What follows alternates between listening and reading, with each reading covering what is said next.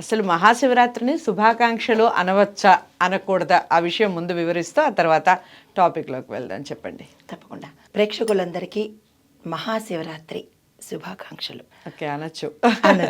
Okay. ఎందుకు అంటే శుభాకాంక్షలు శుభముని కాంక్షించేవి శుభాకాంక్షలు. అవును.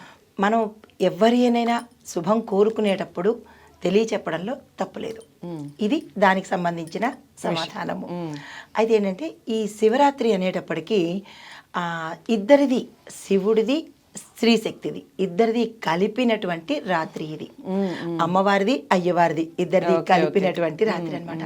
అది ఈ శివరాత్రి అనగానే మహాశివరాత్రికే ఎందుకు ఇంత విశిష్టత అంటే ఉంటుంది అంటే మనకి ప్రతినిత్యము శివరాత్రి వస్తూనే ఉంటుంది. మాస శివరాత్రులు వస్తూ ఉంటాయి. మనకి 5 శివరాత్రులు ఉంటాయి.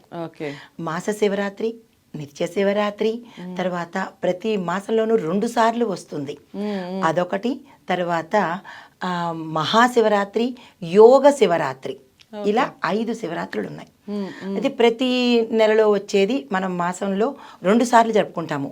అంటే శుక్లపక్షంలోను బహుళ పక్షంలోను జరుపుకుంటాము. అలా తర్వాత ప్రతి నెల జరుపుకునేవి 12 శివరాత్రులు. తర్వాత మాఘమాసంలో వచ్చేది మహాశివరాత్రి. అయితే మహాశివరాత్రి అయిందనమాట. అయితే యోగ శివరాత్రి అనేది మనము యోగులకు మాత్రమే వర్తిస్తుంది, సామాన్య మానవులు చేయలేరు. అది ఈ శివరాత్రి రోజు మనం చేయవలసిన ఏమిటి? ప్రతిసారి మనం చెప్పుకుంటూనే ఉంటాము, ఎంత చెప్పుకున్నా ఏదో ఒక కొరత అనేది ఉంటూనే ఉంటుంది అనమాట. అయితే ఈ శివరాత్రికి ప్రత్యేకత అంటే ఏ శివరాత్రికైనా శివరాత్రి అంటే జాగరణము, ఉపవాసము, నామస్మరణ, ఈ 3 మీద ఎక్కువగా ఫలితం ఉంటుందన్నమాట.